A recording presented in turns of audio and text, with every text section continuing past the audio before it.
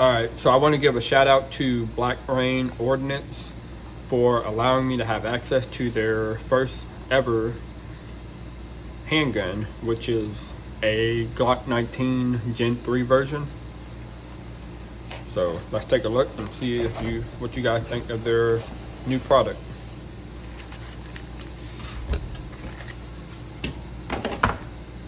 So it does come with a PMag 15 round mag. You can also replace these with the Glock mags as well. This is the OD green Cerakoting, which they did for me. You can have this done in almost any color that Blackrain offers. It does have a nice smooth sandpaper texture for the grip. It comes optic ready, and then it has the front mounting rail on it as well.